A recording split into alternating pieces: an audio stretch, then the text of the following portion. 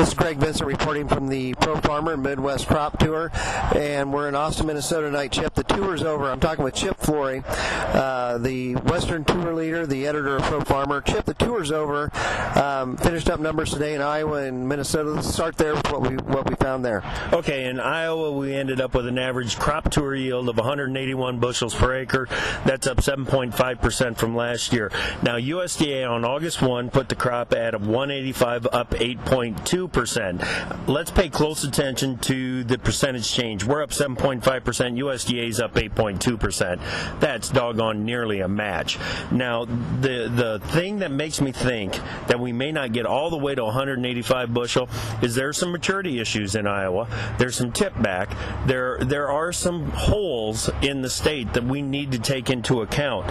There's some hailed out areas that might actually help push that Iowa yield up, because they're going to take those acres out and zero them out. Okay. So everything else that's left is going to yield that much better. So we need to keep that in mind. But you know, we're looking at a crop that's somewhere between 181 and 185 bushels per acre in Iowa. It's going to be a record crop in Iowa, and it's wonderful.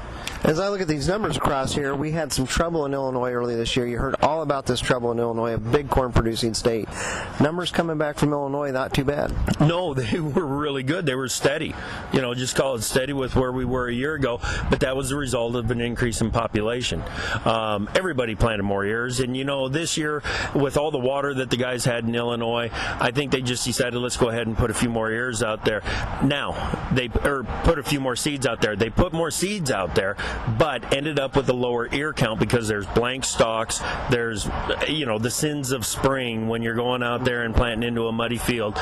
Your ear count is actually down from a year ago, even though we know they planted a higher population over there. That's in just a couple states, though. Yeah, that's just in a couple of states. The Illinois, the thing that concerns me the most about the Illinois crop is it is so immature as we measured it. Mm-hmm. When we measure an immature corn crop, we always miss it, and we always miss it high. And the reason for that is our grain length is always too long for where it'll end up. When we look at an immature ear, it's going to shrink some as we get to maturity. So, you know, that Illinois crop, it's not going to be the 175 that USDA estimated on August 1. So just give me your perception, what you've been hearing from the East Tour. You were on the West, but give me your perception overall of the crop as we head from West to East, what you've been hearing this week. Okay, let's start right in the middle. Iowa's basically as expected. Now, Nebraska's big. Nebraska's bigger than USDA estimated on August 1. It's bigger than the market expected.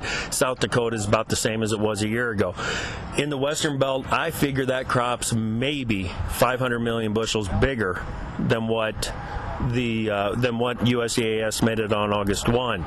Now, when you look at the Ohio problems, you look at the Indiana problems, and the big problems in Illinois, they lost about, guess, 500 million bushels. So we've got the same number. It's just that we move these bushels around the Midwest. Doesn't sound like a big deal to your average trader out there when he's going to sit there and say, well, our supply is the same. They're not telling us anything different. But no, when you're a cash grain trader, think about where you would rather have those extra bushels.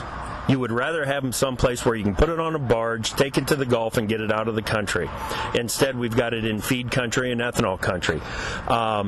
That's okay. You know, the ethanol is going to help you eat up some of that extra corn in Iowa, Nebraska, but I would much rather have it close to the river and just get it out of here.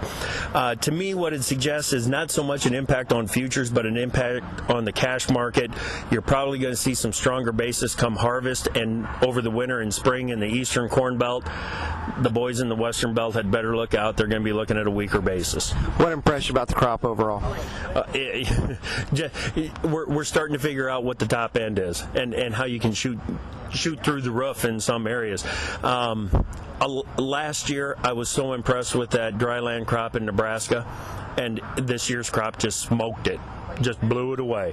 And I think that's the thing that I won't ever forget, the dryland crop that I looked at in Nebraska this year, because I might not see another crop like that for another 20 years. All right, that's Chip Flory here from the Pro Farmer Midwest Crop Tour. This is Greg Vincent reporting.